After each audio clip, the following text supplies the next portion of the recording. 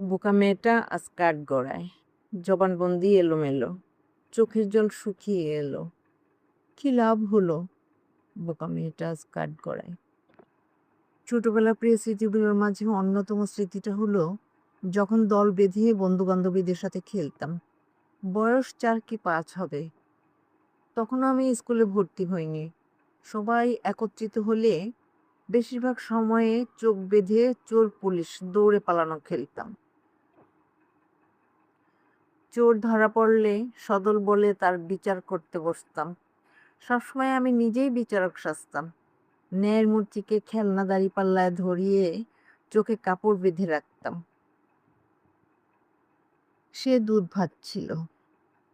এছাড়াও পুলিশ থাকতো, উকিল থাকতো, সাক্ষী থাকতো, অপরাধীও থাকতো।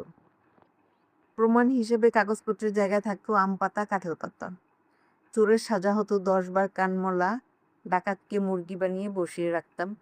কেউ মিথ্যা সাক্ষী দিলে তাকে নাকে খত দেওয়াতাম। আমার এমনি বিচার দেখে সবাই হাসতো। হাসতে হাসতে মাটিতে লুটোপুটি খেত।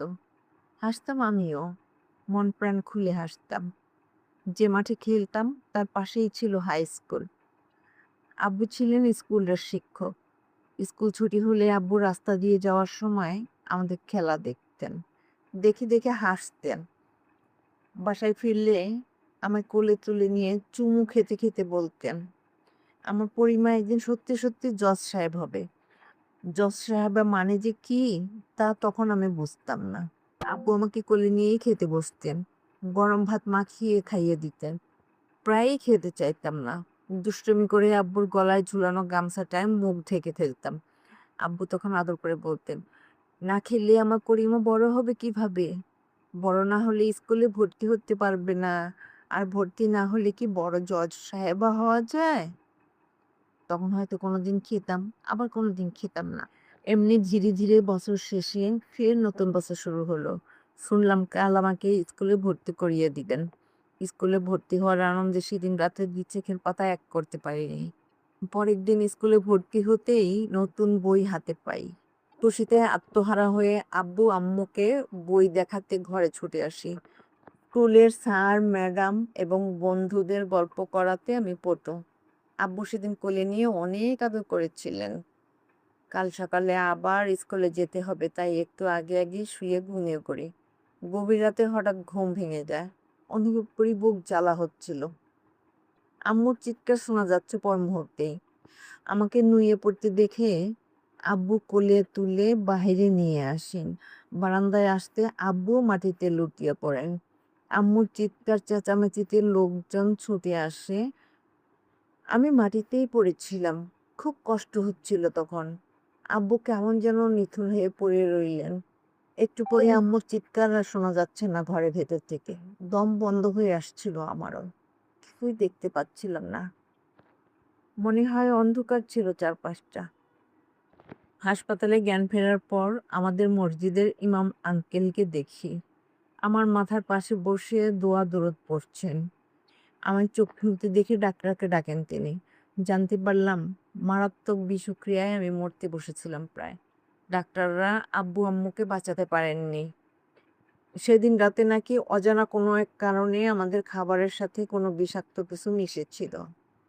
আর রাতে আমি তেমন কিছু খাইনি বলেই সেদিন থেকে আজও বেঁচে আছি। আমি, আব্বু আর আম্মু মিলে আমাদের ছোট্ট একটা সুখের সংসার ছিল। আব্বু আম্মু চলে যাওয়াতে সেই এক রাতেই দুনিয়ার বুকে আমি অনাথ হয়ে যাই।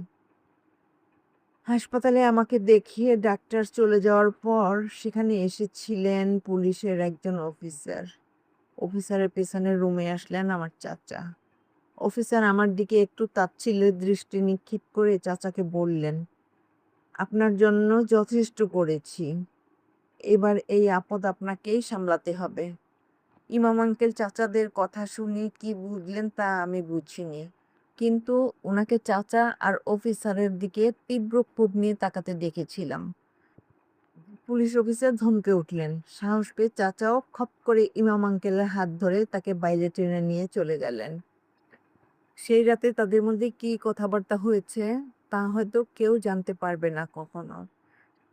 কিন্তু আমি শুনেছি পরদিন থেকে অদ্ভুতভাবে সেই ইমাম আঙ্কেলকে নাকি গ্রামের কোথাও আর খুঁজে পাওয়া যায়নি।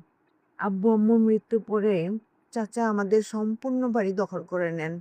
যেহেতু আমাকে দেখাশোনা করার মতো আর কেউ নেই, সেহেতু চাচা নিজেই আমার দায়িত্ব নিলেন। আব্বু-আম্মু না থাকাতে চাচার পরিবারের সকলেরই আমার প্রতি আচরণ পাল্টে যায় পুরোপুরি। খুব অল্প দিনের মধ্যেই সংসারে কাজের মেয়ের অবস্থানে পৌঁছে গিয়েছিলাম আমি। আমাদের গল্পটি যদি ভালো লাগে তবে চ্যানেল সাবস্ক্রাইব করে সাথেই থাকুন। ধন্যবাদ।